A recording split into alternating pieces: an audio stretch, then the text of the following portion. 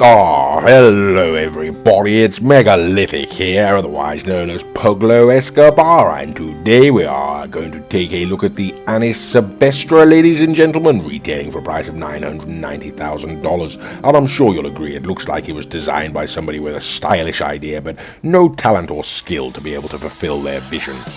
Okay, well, here we go, ladies and gentlemen. This is the quick review, so we're going to go straight on to the upgraded version. Ladies and gentlemen, the standard lap, we have got two Savestras, Mr. Raccoon in his there, and myself in my green one here. And what can we see? Well, I should say, the acceleration, ladies and gentlemen, it's about as average as any English sporting team's performance, you know. In terms of top-end speed, ladies and gentlemen, I mean, it really is quite fast. I mean, it's faster than a free-falling elephant in the handling, ladies and gentlemen. I mean, it's more nimble than a Scottish scrumper on steroids, you know.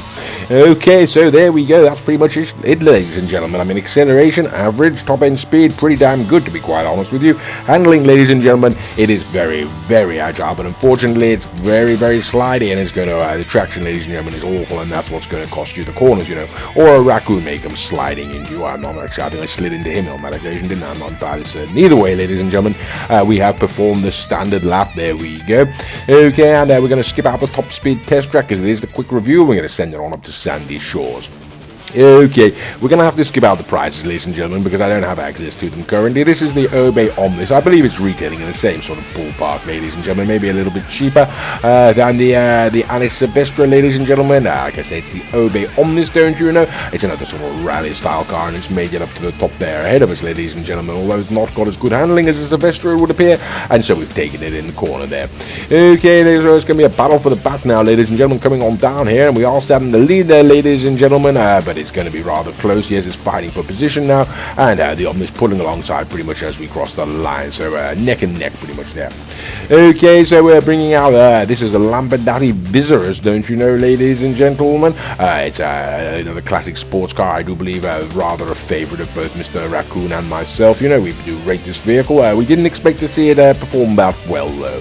Okay, I'm going to take this opportunity as well to point out that all of the other vehicles are being driven by Mr. Raccoon. You know, he has a channel of his own. His name is the Bromby. The channel is called the Bromby.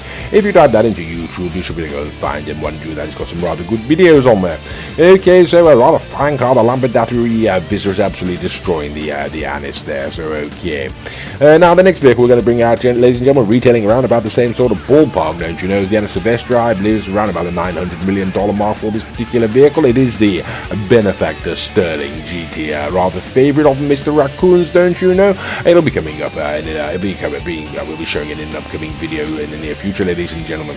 Okay, and we are getting up to the top corner there in front of it, ladies and gentlemen, and it does look like we're going to hold it down the back. Okay, so there we go. I mean, what can I want to say about this car? I mean, in terms of looks, ladies and gentlemen, it's sort of chunkier than a well-fed piglet, isn't it? Let's be quite frank.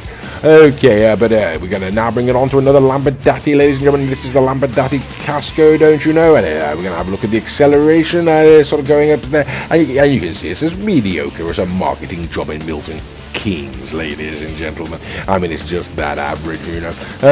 Be that as it may, the Casco's going to get to the top ahead of us, ladies and gentlemen. It's got absolutely rotten handling, so doubtless we're going to be able to get in front of it there, as we seem to be able to do there. And yes, now we go there. So the Casco sat behind us. The only question is, has it got the power, ladies and gentlemen, to catch us up? And considering that the top speed on this thing, ladies and gentlemen, is more disappointing than a rap album by Elton John, you can pretty much guarantee it. Okay, so here we are, ladies and gentlemen. We are going to wrap things up now. We're going to start to wrap things up. This is, of course, what Mr. Raccoon likes to refer to as Big Daddy Z. This is the Pegassi Zentorno, retailing for $725,000, and my God, it's a good supercar, ladies and gentlemen. If you don't own it, go ahead and buy it. Okay, so what can we say about the Annis Savestra, ladies and gentlemen? In terms of handling, it's as agile as an alley cat on amphetamines, ladies and gentlemen. The only problem is it's more slippery than an oil-covered eel. You know, that's the major bugbear with this problem. Top speed, ladies and gentlemen, less under the hood than a headless horseman. Okay, so the last question is the Garotti Itali RSX, the final masquerade, and the answer is going to be, it's not a sodding chance it's going to beat it, is it? The RSX is going to make absolute mincemeat of it. So there we go, ladies and gentlemen. You know, I mean, this car is, in terms of looks, it's squatter than a homeless dwarf, you know.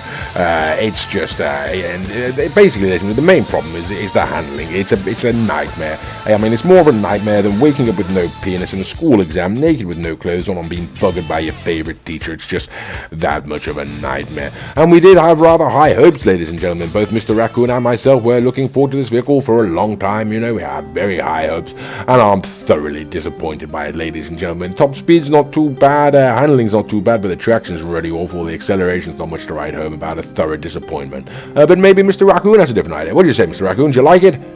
No, I don't believe he does. Okay, well, never mind, ladies and gentlemen. As he's died and I've lived, I'm going to have a little dance to celebrate that, I think, and I do hope you enjoyed the video, and thank you for watching.